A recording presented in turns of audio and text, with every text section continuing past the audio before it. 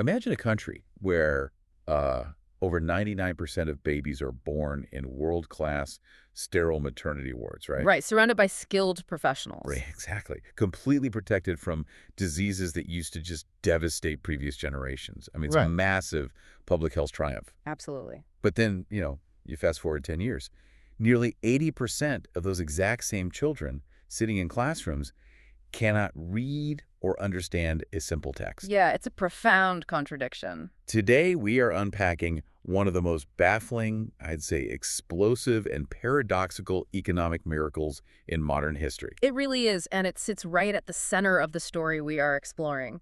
We are looking at a society that has mastered the highly complex logistics of universal healthcare and global trade, yet struggles with the fundamental building blocks of human capital. Which is wild. It is. It forces us to ask what it actually takes to build a modern nation. And that is exactly our mission for this deep dive. We are looking at a newly released comprehensive academic report dated March 2026. Yes, titled Dominican Republic, Half a Century of Development, Resilience, and Structural Transformation. Right. And for you listening, this isn't just a brief overview. We're talking about an empirical, granular analysis based on massive, multidimensional World Bank data sets. Massive is the right word. Yeah, spanning over 6 decades, from 1960 all the way up to 2024. The sheer scale of the data is what makes this so compelling. I mean, we are tracking hundreds of indicators. Not just theories, right? Exactly, not just abstract economic theories. We are reading the literal blueprint of how a traditional agricultural society located in the heart of the Latin America and Caribbean region evolved. Evolved into a service-driven, upper-middle-income powerhouse. That's the core narrative. So whether you are studying emerging markets or maybe prepping for a business meeting, or if you're just intensely curious about how countries actually build wealth over time, this deep dive is your ultimate shortcut. It really challenges a lot of assumptions. It does. We are going to look under the hood of this success story. So their currency is the Dominican peso. They're officially categorized as upper middle income. And, well, we are going to tear apart the numbers. Let's establish that baseline. Yeah, let's jump into the macroeconomic heartbeat over this 60-year period. Well, the macro picture is the canvas for everything else. When you analyze the GDP growth trajectory of the Dominican Republic from 1961 through 2024, the defining narrative is a very deliberate journey. A journey from what to what? From extreme, almost chaotic volatility to profound managed resilience. I was looking at the early data from the 1960s, and honestly, chaotic feels like a bit of an understatement. It does, doesn't it? It looks like the readout of an earthquake. You have years where the economy violently contracts, followed by sudden spikes, and then it just plummets again. Right, but as you trace the line toward the modern era, you see a shift. Yeah, that jagged volatility smooths out into this incredibly consistent long-term growth average, somewhere between 4 to 6% annually, right? Exactly. And in the realm of global development, a sustained 4 to 6% growth rate is, well, it's the holy grail. It doesn't sound very flashy, though. No, it lacks the headline-grabbing appeal of those double-digit growth bursts you occasionally see in some emerging markets. But double-digit growth usually burns out. Right, it's not sustainable. The true economic miracle is consistency. Compounding a 4 to 6% growth rate over several decades fundamentally rewrites the DNA of a nation's wealth. It's just the power of compound interest at a national scale. Precisely. It is the mathematical engine that moves a population out of low-income status. However, to truly understand if that baseline is resilient or just lucky, you have to subject it to a massive stress test. Which brings us to the year 2020. The global pandemic. Right. The World Bank data shows a dramatic, terrifying crash for the Dominican Republic. Negative growth. Yeah, the economy basically slammed into a brick wall. Identical to what we saw across the globe, really. A contraction was mathematically unavoidable. Their primary economic engine, the tourism sector, it shut down overnight. Well, complete. Global supply chains froze, ports idled, and domestic consumption cratered. But the focal point of this academic report, and the crucial lesson for you as a listener, is the exact mechanism of what happened next. The very next year. The 2021 V-shaped rebound. A staggering V-shaped rebound. In 2021, the Dominican Republic's GDP didn't just crawl back to baseline. It didn't go back to that 4%. No, it didn't settle for returning to that historical average. It exploded, hitting an excess of 12% growth. Okay, hold on. Let me do the math on that. If your economy shrinks by, say, 6% one year and then grows 12% the next year, aren't you essentially just filling in a hole you just dug? That's a fair point. I mean, why is this being framed in the report as a miracle rather than just a mathematical baseline correction, like a dead cat bounce, so to speak? That is a very valid skepticism, and if it were just a mathematical illusion, the growth would have immediately flatlined in 2022. Ah, okay. But it didn't. The 12% growth wasn't just recovering lost ground. It represented a massive recapture of global market share the second the world reopened. Interesting. The reason this is classified as extraordinary resilience is because of what usually happens to a developing nation during a shock of that magnitude. Which is what? A debt spiral. Exactly. Typically, a massive exogenous shock triggers a liquidity crisis. The country has to borrow money at predatory short-term rates just to keep the hospitals running. And then that debt burden just suffocates their growth for the next decade. Right. They spend the next 10 years paying interest instead of building infrastructure. So the question isn't just how they bounce back, it's how they survived the bottom of the drop without destroying their future. Precisely. And the data gives us the exact mechanism. It comes down to fiercely disciplined fiscal responsibility and the specific architecture of their national debt. Let's get into those numbers. The report breaks down the nation's external debt management, revealing that by 2022, the present value of their external debt was anchored at 29.13% of their gross national income. Or GNI. Yes, GN. Okay, 29.13%. In a world where some advanced economies are carrying debt loads well over 100% of their GDP, that seems remarkably conservative. It is conservative, but the total volume of debt is only half the story. The true shock absorber is the structure of that debt portfolio. What do you mean by structure? Well, the World Bank dataset showed that the Dominican Republic meticulously weighted its obligations toward long-term debt, minimizing short-term volatile liability. Oh, I see. Let's make sure we ground this concept for you listening. Oh. Think about national debt structuring like personal household finance. That's a great way to look at it. Holding long-term debt instead of short-term debt is it's the difference between having a 30-year fixed-rate mortgage versus trying to fund your entire life with a variable high-interest credit card. That analogy holds up perfectly under macroeconomic scrutiny. Imagine an economic shock as losing your job. Right. If your debt is structured like a high-interest credit card, the entire balance feels like it is due immediately. The interest compounds daily. Which is terrifying. You face an instant liquidity crisis, which forces you to sell your assets at a massive loss just to survive the month. This is the sovereign debt trap many developing nations fall into. But if your debt is a 30-year fixed mortgage, the principal is spread out over decades.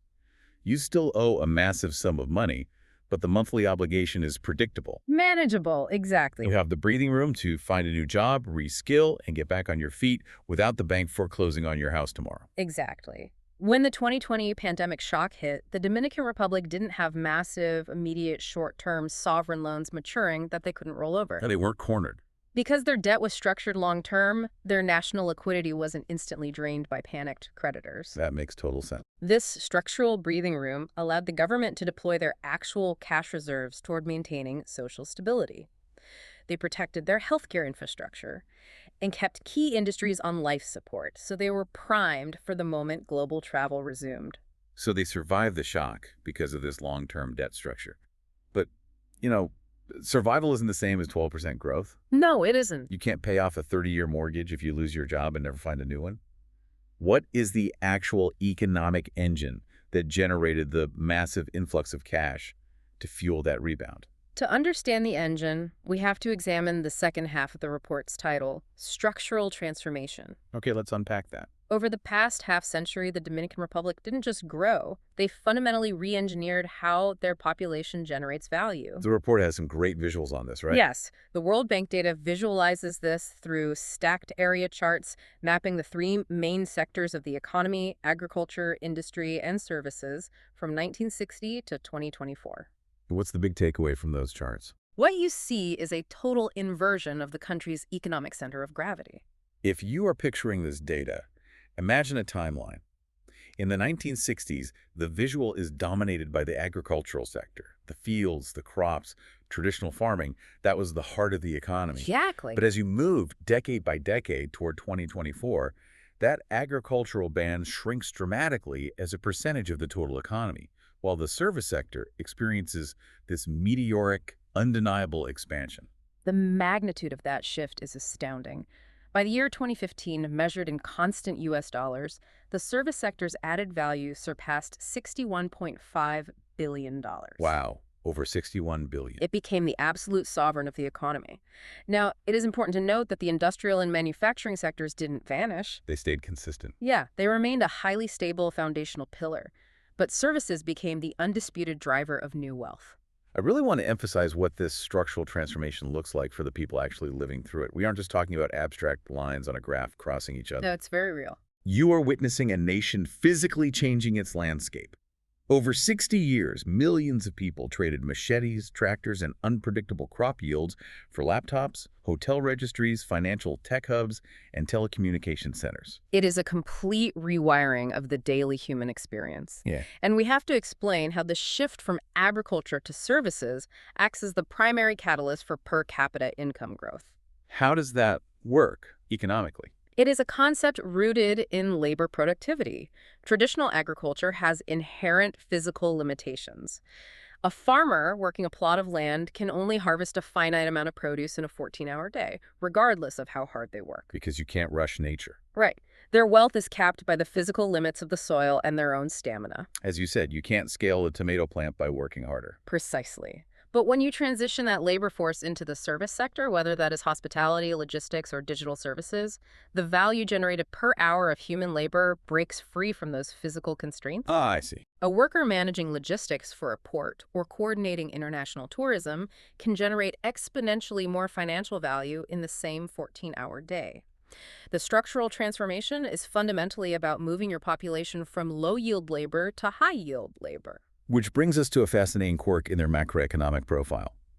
If we look at their international trade dynamics, the data shows that the Dominican Republic actually runs a persistent trade deficit in goods. They do. They import significantly more physical merchandise, machinery, refined fuels, consumer products than they export. And a savvy listener might hear trade deficit and immediately see a red flag. Because of the traditional wisdom, sure. Right. The traditional wisdom is that if you are buying more than you are selling, you are bleeding capital. You are losing money to the rest of the world. But the Dominican Republic balances the national checkbook in a completely non-traditional way. They offset the physical trade deficit with a massive, overwhelming surplus in services. And the vanguard of that service surplus is tourism. Exactly. When you think of exports, we usually imagine cargo ships leaving a harbor full of cars or electronics. But when a foreign tourist flies into Punta Cana, stays in a domestic resort, eats local food, and books excursions, every single dollar, euro, or yen they spend is economically classified as a service export. Even though the export happens inside the country. The Dominican Republic is exporting an experience. They are essentially convincing the rest of the world to fly their money directly into the Dominican economy. That's a great way to put it. And that inbound flow of tourism capital is so immense that it completely neutralizes the deficit incurred by importing physical goods. It is a brilliant utilization of their natural geography and that labor shift. It really is. But let's not paint them purely as the giant beach resort. They are still deeply integrated into the hard, physical reality of global supply chains. We can't ignore the industry side. Right. The data set tracking container port traffic is proof of that. Yeah. In 2022, they moved around 210,000 TEU. TEU, or 20-foot equivalent units, is the universal metric for shipping containers. And 210,000 is a lot. Right. Moving 210,000 TEUs is a testament to immense physical trade vitality. It demonstrates that while services dominate the wealth generation, their physical infrastructure, their deep-water ports, their logistics networks, their free trade zones, is robust, expanding, and highly competitive.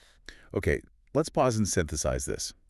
We have an upper-middle-income country that brilliantly structured its debt to absorb a once-in-a-century global pandemic, Right. resulting in a 12% V-shaped recovery. All right. They completely transformed their labor force from traditional agriculture into a $61 billion service engine. Yes. And they're balancing their global trade through tourism exports while maintaining record-breaking port traffic.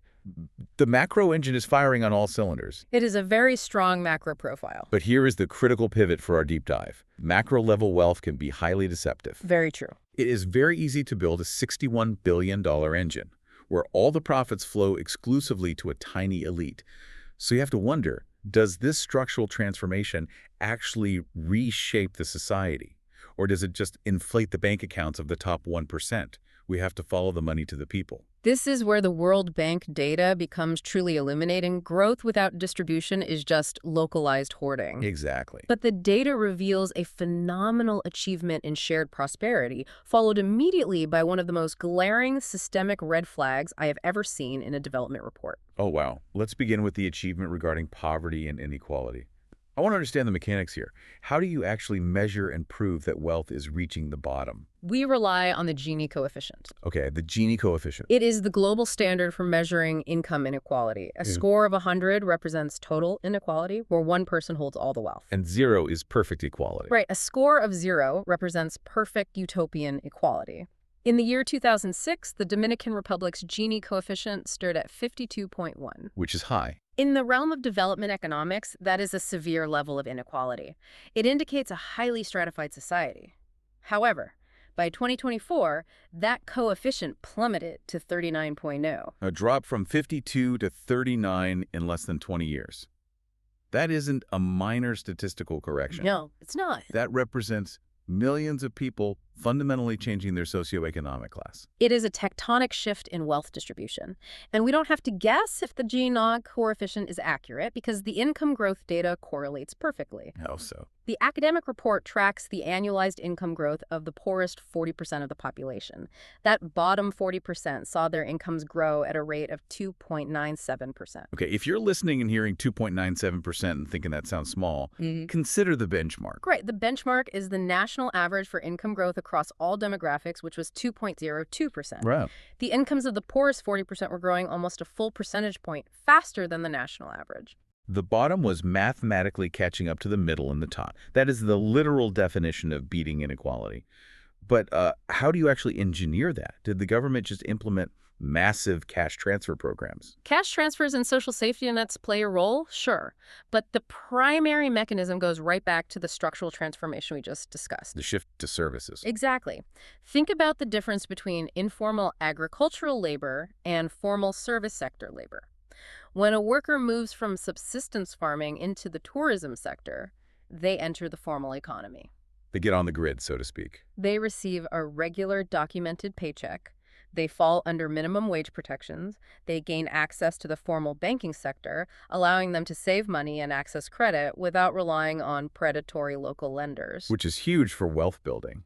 This formalization of labor is the invisible mechanism that drives the poorest 40% upward. So the wealth wasn't just handed to them. The structure of the economy changed to allow their labor to be valued and protected.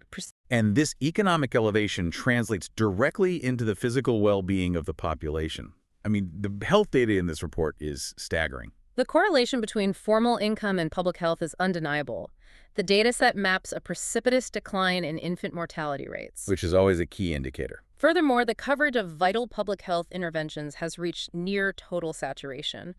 For instance, the protection rate against neonatal tetanus is currently recorded at 99%.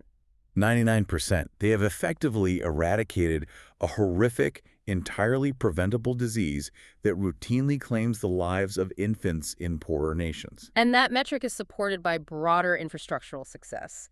Over 99% of births in the Dominican Republic are now attended by skilled health personnel. That's amazing. This is the result of a deliberate, sustained push toward universal health coverage, or UHC. And what's the ultimate result of that? When you provide near universal access to skilled maternal care and vaccinations, you drastically increase the overall life expectancy and physical resilience of your entire population. And we see the culmination of these health and income improvements reflected in the Human Capital Index, the HCI. Yes. This index measures the amount of human capital, health, education, skills that a child born today can expect to attain by their 18th birthday. And the data point that absolutely jumped out at me from the report is the gender dynamic. It's a very striking data point. The female HCI stands at 0.523, while the male HCI is 0.444. It is a remarkable inversion. We frequently discuss the gender gap in development economics as a deficit for women, but here, women are actively outperforming men in accumulating human capital. Why do you think that is?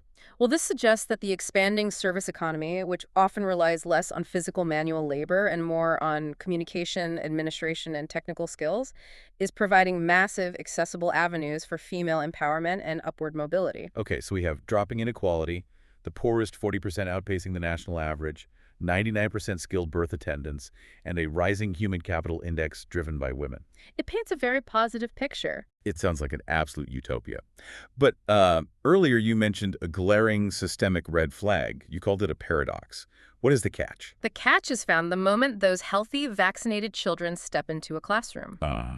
Despite achieving exceptionally high rates of primary school enrollment, meaning the government has successfully built the schools and mandated that children physically sit in the desks, the data exposes an absolute crisis in educational quality. The report calls this learning poverty, right? Yes, the specific metric the World Bank uses is called learning poverty. Define learning poverty for us. It sounds intuitive, but what is the exact measurement?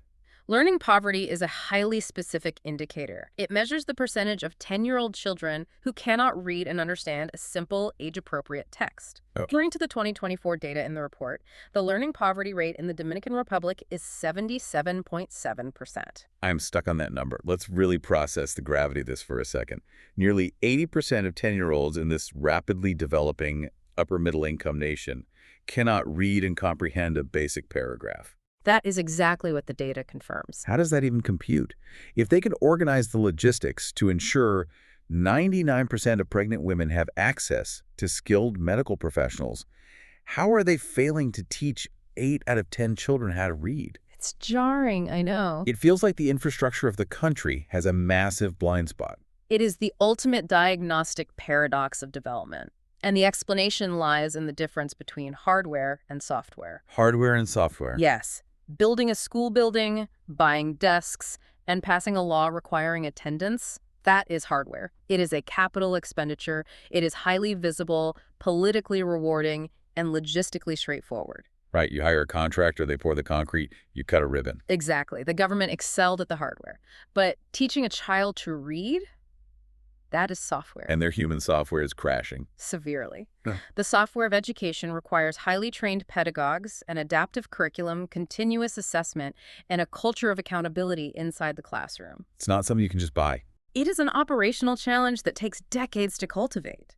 The data shows that while the administrative intent to educate is there, the pedagogical execution is fundamentally broken. Wow.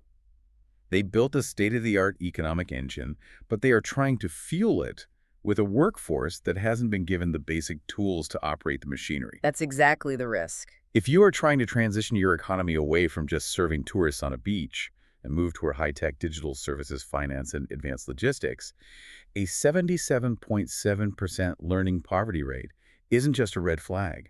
It is a concrete wall. It is an existential bottleneck for their future growth. You cannot run a 21st century digital economy if your future workforce struggles with basic literacy. No, you can't. If they don't solve the pedagogical crisis, the structural transformation will stall. However, the report points to a fascinating, highly modern potential solution. Okay, some good news. Yes. If the physical classrooms are failing to deliver the software of education, we must look at the physical wiring of the country to see if there is a back door. Which brings us to their digital and physical infrastructure. Exactly. Because if the education data was a sobering reality check, the infrastructure data feels like stepping into the future. Let's talk about power and pings. The World Bank dataset shows that by 2022, the Dominican Republic achieved a milestone that many nations only dream of: 100% electricity access. Complete universal electrification. Every single home, whether in the dense urban center of Santo Domingo or a remote rural village, is connected to the grid. That's incredible. And riding perfectly on top of that electrical foundation is their digital grid. Over the past 3 decades, internet penetration has seen an explosive exponential rise, reaching 91.0% by 2024. 91% of the population has internet access. Let's visualize the scale of that achievement. Think about a rural Dominican household in, say, 1996. Okay. They're entirely off the grid. No power, no telephone lines, absolutely no connection to the global flow of information. Yeah. Their economic universe is strictly limited to the geographic radius they can walk or drive. Right. Now, fast forward to 2024. That exact same rural home has reliable power, the family owns smartphones, and they are streaming high-speed internet. The geographic isolation has been completely erased. The term development economists use for this is digital dividends. Digital dividends. When a nation achieves universal electrification and 91% internet penetration, the physical barriers to entering the modern digital economy vanish. This infrastructure goes far beyond entertainment or social media. Right. It's an economic tool. It represents a nationwide high-speed foundation for economic leapfrogging. By leapfrogging, you mean they don't have to follow the traditional, slow industrial path of development? Precisely. They don't have to build massive, polluting manufacturing hubs to employ people. If you want to start a data processing firm, a software development company, or a remote customer service hub, you no longer need to centralize your workforce in the capital city. You can tap into talent anywhere on the island because the grid is everywhere. Exactly. And if we connect this incredible digital infrastructure back to our previous paradox, the learning poverty crisis, we begin to see a potential lifeline. How so? If the physical classrooms in rural areas lack highly trained teachers, but those same areas have 91% internet access, the government possesses the exact infrastructure needed to bypass the local bottleneck. Oh, I see. They can deploy high-quality remote education, digital literacy applications, standardized virtual training, and AI-assisted tutoring directly to the students. The digital highway is fully constructed. They merely need to design and drive the right educational vehicles on it. That is a brilliant synthesis. The internet could be the ultimate mechanism for distributing the software of education that they are currently lacking. It's their best shot. But there's another layer to this infrastructure miracle that we absolutely cannot gloss over. It's one thing to electrify an entire country and wire it for the internet. It is an entirely different challenge to do that without choking the sky with smog. Yes, the environmental and energy metrics in the World Bank dataset are perhaps some of the most optimistic indicators in the entire report. They track a phenomenon known as carbon decoupling. Let's really break down the economics of carbon decoupling. Yep. Because historically, if a nation wanted to pull its citizens out of poverty and get rich, they had to burn things. Pretty much, yes. Look at the Industrial Revolution in the UK or the US. They industrialized by darkening the skies with coal. It was essentially the accepted, unavoidable price of wealth creation. You are describing the classic environmental Kuznets curve theory, which posits that as an economy develops, emissions and pollution must rise until the country reaches a certain wealth threshold. And then they finally clean it up. Exactly, after which they can finally afford to clean up the mess they made. For over a century, economic growth and carbon emissions were inextricably locked together. You could not have one without the other. But the Dominican Republic is breaking that rule. The data strongly suggests they are. The report shows that their carbon emission intensity, which measures the volume of carbon dioxide equivalents emitted per unit of GDP generated, is consistently trending downward. So for every single dollar of new wealth they create, they are producing less pollution than they did for the previous dollar. Exactly. They are getting richer while simultaneously getting cleaner. How are they physically managing that decoupling? It is the result of a deliberate, aggressive shift in their national energy mix. Historically, island nations are highly vulnerable because they rely almost entirely on importing expensive, dirty fossil fuels to run their grids. Right, shipping in oil or coal. But the Dominican Republic has actively transitioned toward a significantly higher proportion of renewable energy. They are integrating massive wind, solar, and modernized hydroelectric projects into their power generation strategy. They are essentially leapfrogging the dirty phase of industrialization. They are powering a 21st century digital economy with 21st century sustainable energy. It is a remarkable dual achievement. They are mitigating their vulnerability to global oil price shocks while simultaneously lowering their carbon footprint per capita. Okay, let's zoom out and look at the board. They executed a 12% macroeconomic V-shaped recovery by masterfully managing their long-term debt. Right. They transitioned their labor force into a $61 billion service economy.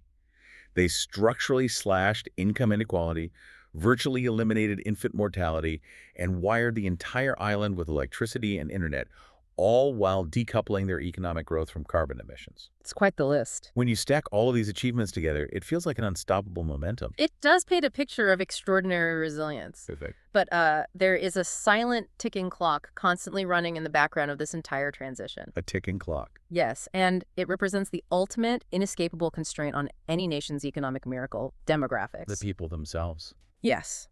The final act of our analysis requires us to look at time. The population dynamics of the Dominican Republic are undergoing a profound, irreversible structural shift. Let's look at the numbers. The dataset provides population pyramids for both 1960 and 2024, and the contrast between the two is staggering. If you're listening and picturing a population pyramid, the 1960 version looks exactly like the geometric shape. It has an incredibly wide, massive base, representing millions of young children and adolescents. Right. Then it quickly narrows as it goes up, reflecting lower life expectancies. It is the demographic fingerprint of a highly fertile, youth-dominated society. Now compare that to the 2024 demographic data. The base of the pyramid has drastically shrunk, while the middle sections, representing working-age adults, have bulged outward. Oh, wow. It no longer resembles a pyramid. It is beginning to look like a rectangle. And the single powerful metric driving this entire physical transformation of this society is the total fertility rate. The number of children the average woman is having. Correct. In 1960, the total fertility rate in the Dominican Republic was 7.5 children per woman. Today, that number has plummeted to just 2.2. 2.2 is essentially replacement level, Yeah. meaning the population is on a trajectory to stop growing organically and eventually stabilize. Exactly. And this mathematical reality signifies the closing of what economists call the demographic dividend. The demographic dividend is a massive concept in global economics. Let's make sure we thoroughly unpack how it works and why it eventually disappears. A demographic dividend is a unique, temporary window of extreme economic opportunity. It occurs when a nation's birth rates drop rapidly. Okay. Suddenly, you have a massive generation of adults born during the high fertility years entering their prime working age, but they themselves are having very few children. So the ratio of society completely shifts. You have an enormous abundance of young, capable workers, but very few dependent children to feed and educate, and not yet very many elderly retirees to care for. Precisely. It is an economic sweet spot. You have an ocean of cheap, available labor to build infrastructure, staff resorts, and drive rapid GDP growth, while the state's burden for social dependence is at an absolute minimum. And the Dominican Republic really benefited from this. The Dominican Republic rode this demographic dividend hard. It was the human fuel for their structural transformation. It's like managing a sports franchise where 90% of your roster consists of star athletes in their physical prime, and only 10% of the team are rookies in training or retired players.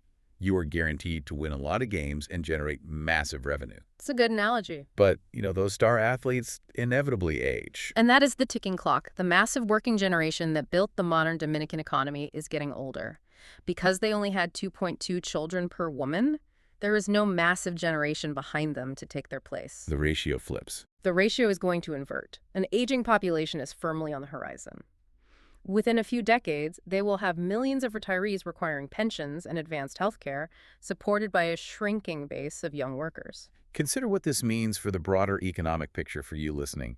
They are rapidly running out of the cheap, abundant youth labor that fueled their initial rise. Yes, they are. If you can no longer rely on simply throwing more bodies at an economic problem to generate growth, what is the only path forward?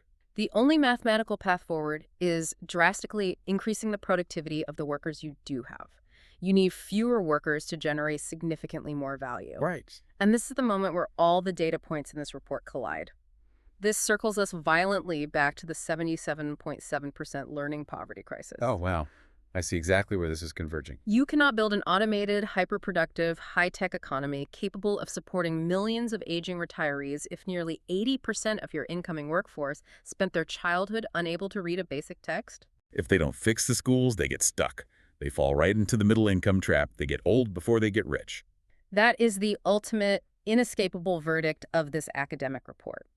The Dominican Republic is transitioning from a historical phase of scale expansion, growing simply by adding more people, building more resorts, and expanding physical infrastructure. And moving to what? Moving into a phase of quality development. To achieve high income status, they must solve the human capital gap. They have to leverage their 91% internet penetration to relentlessly educate their shrinking youth cohort. It is literally a race against time. They have to deploy their digital infrastructure to make their youth smarter before their broader population gets older. It is a critical juncture. And to their credit, if we look at the final data set regarding governance, it suggests they might actually have the institutional capacity to pull this off. Now, we must be explicitly clear here. We are analyzing this data strictly as impartial researchers. We are reporting the World Governance Indicators, or WGI, provided by the World Bank. Right, no politics. Exactly. We are not endorsing any specific political administration, party, or ideological viewpoint. We are merely observing the institutional metrics. Absolutely. The data is the data. And the WGI numbers show a very distinct, positive evolution in institutional performance. Over the past 2 decades, the indicators show marked, steady improvement. The dimension measuring voice and accountability has moved into a relatively advantageous position. That's great. Furthermore, the metric tracking the control of corruption is exhibiting a clear upward trend. Why do these specific governance metrics matter so much for a country trying to escape the middle-income trap? How does voice and accountability translate into GDP? Because institutional performance dictates the friction of economic transformation. Good governance creates a positive feedback loop. How does that loop work? When voice and accountability improve, citizens possess the mechanisms to demand better public services, like demanding the government fix the pedagogical failures in the primary school. Ah, got it. When the control of corruption trends upward, the rule of law stabilizes. This makes foreign investors feel secure in deploying the massive long-term capital required to build advanced digital and green energy infrastructure. It's just about trust. Essentially, good governance ensures that the wealth generated by the structural transformation is continually reinvested into the nation's human capital, rather than siphoned away. What an incredible multi-dimensional journey through the data. Let me attempt to give a rapid-fire synthesis of everything we have unpacked in this hour. Let's hear it. We have been analyzing a literal masterclass in economic resilience. The Dominican Republic took a highly volatile, agriculture-dependent society and methodically transformed it into a $61 billion service-driven engine. Yes. They structured their national debt with such long-term precision that they absorbed the devastating 2020 pandemic shock and exploded out of it with a 12% growth sprint. They systematically slashed income inequality, dropping their Gini coefficient from 52 to 39, ensuring the poorest 40% grew faster than the rest of the nation. They virtually eliminated infant mortality through universal health care.